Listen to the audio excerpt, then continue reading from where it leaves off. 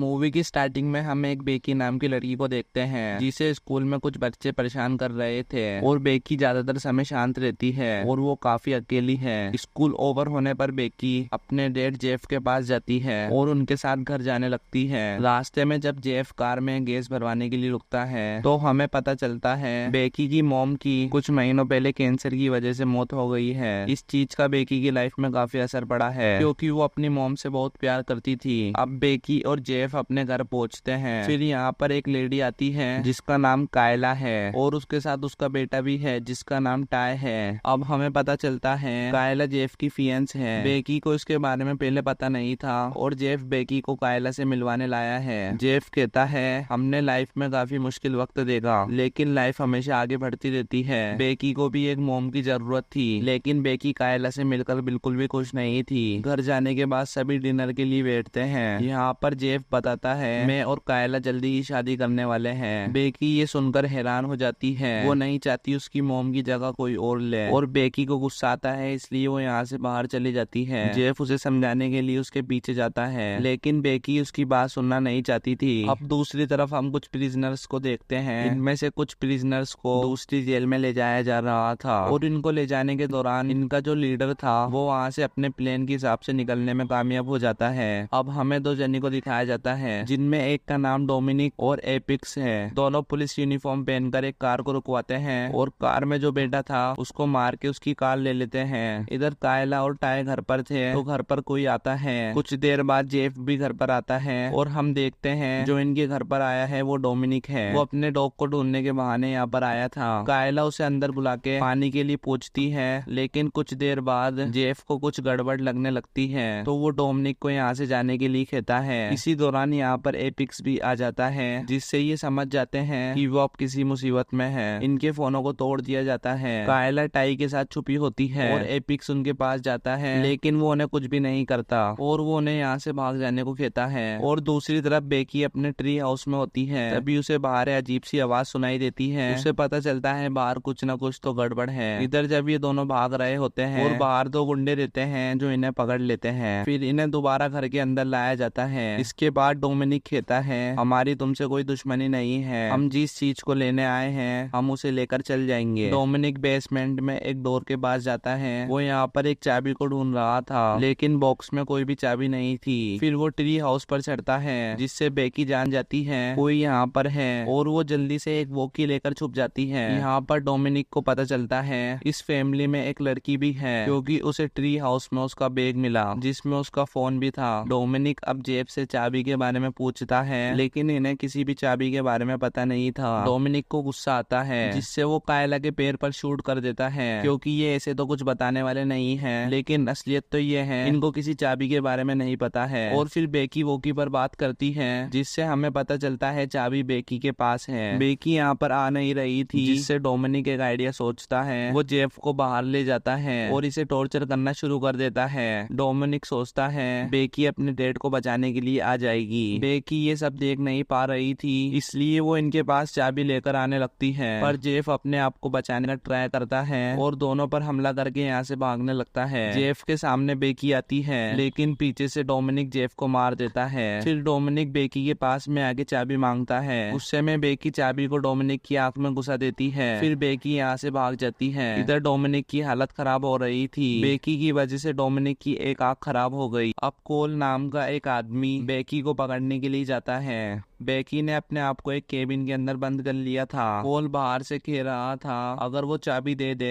तो वो उसे कुछ भी नहीं करेगा लेकिन बेकी अंदर कुछ आइडिया सोचती है। वो बदला लेने की सोच रही है तभी बेकी कोल पर हमला करके उसे मार देती है। दूसरी तरफ हम एपिक्स को देखते हैं। वो कोई खून खराबा नहीं चाहता है लेकिन दूसरी तरफ बेकी बदला लेने के लिए तैयार है। डोमिनिक ने 9 सालों से जेल में रह के आज के लिए प्लान बनाया था लेकिन डोमिनिक ने जैसा सोचा था वैसा नहीं हुआ और एपिक्स उसका पूरी तरह से साथ नहीं दे रहा है। फिर डोमिनिक एपिक्स से कहता है या तो तुम मेरा पूरी तरह से साथ दो या मुझे मार दो। एपिक्स जानता है आज के दिन के लिए इन्होंने बहुत इंतजार किया है, इसलिए वो इस काम को करने का फैसला करते हैं। दूसरी तरफ बेकी चुपते हुए घर के पास आती है और वो यहाँ पर एक वॉकी छोड़ जाती है। इससे हमें पता चलता है बेकी इन्हें जाल में फंसा रही है। डोमिनिक भी समझ गया है बेकी जैसी दिखने में है वो वैसी नहीं है। फिर वो अपने 2 आदमी को बेकी को ढूंढने के लिए भेजता है, लेकिन यहाँ पर बेकी अपने नए जाल की तैयारी कर रही है। तभी यहाँ पर एक गुंडा आता है जो कॉल की रिकॉर्डिंग को देखता है।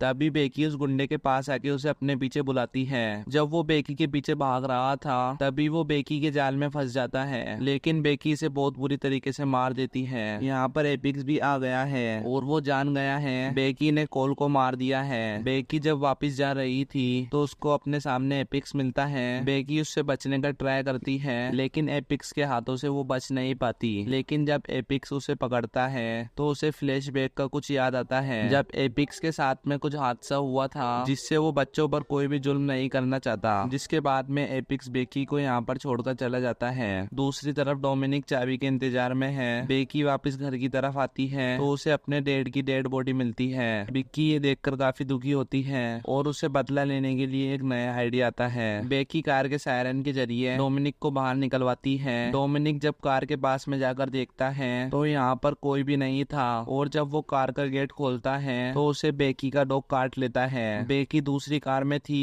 तभी वो कार को स्टार्ट करती है और डोमिनिक को टक्कर मार देती है, लेकिन उसकी कार पेड़ से टकरा जाती है। कार की एआई एक्सीडेंट को डिटेक्ट करती है जिससे यहाँ पर कुछ देर बाद पुलिस आने वाली है। डोमिनिक को ज्यादा कुछ नहीं हुआ है। बेकी दूसरी कार में बैठी हुई थी और बेकी कार में से उतरकर आग के पास बैठ जाती है। यहाँ पर बेकी एक गाना गा रही थी। उसे देखकर लग रहा है सीरियल किलर तो बेकी है। डोमिनिक भी उसे देखकर हैरान हो जाता है, लेकिन बेकी की एक चाल थी। डोमिनिक जब बेकी पर हमला करने वाला था तभी बेकी उस पर गैस से स्प्रे कर देती है और डोमिनिक जलने लगता है। इससे उसको ज्यादा कुछ फर्क नहीं पड़ता। इसके बाद डोमिनिक बेकी को मारने लगता है। डोमिनिक को चाबी भी मिल जाती है और अब वो बेकी को शूट करने वाला है। इसी दौरान यहाँ पर एपिक्स आ जाता है और वो बेकी को बचा लेता है। डोमिनिक बेकी को मारना चाहता है, लेकिन एपिक्स उसे मारने के लिए मना करता है और जब बेकी यहाँ से भागने लगती है डोमिनिक एपिक्स के साथ में बेकी पर भी शूट करता है। एपिक्स उसे रुकने के लिए कहता है और दूसरी तरफ बेकी घास काटने वाली मशीन पर बैठ जाती है और वो इस मशीन को डोमिनिक की तरफ ले जाती है और बेकी इसकी हेल्प से डोमिनिक को बहुत बुरी तरह से मार देती है और एपिक्स जो बेकी को बचा रहा था बेकी उसे भी शूट कर मार देती है और यहाँ पर 3 लोग बचते हैं। कुछ देर बाद यहाँ पर पुलिस आ जाती है। इसके बाद बेकी को पूछताछ के लिए ले जाया जाता है। बेकी से यहाँ पर कई सारे सवाल जवाब किए जाते हैं जिनका बेकी लिमिटेड ही जवाब देती है। बेकी सिर्फ 13 साल की है और उसने जो इस उम्र में किया है वो किसी के लिए भी करना नॉर्मल नहीं है। पुलिस इसी बात पर सोचती है। हमें यहाँ पर ये नहीं पता चल पाता कि चाबी का सीक्रेट क्या था। और इसी के साथ ये मूवी यहीं पर खत्म हो जाती है। आपको ये मूवी कैसी लगी कमेंट करके जरूर बताना।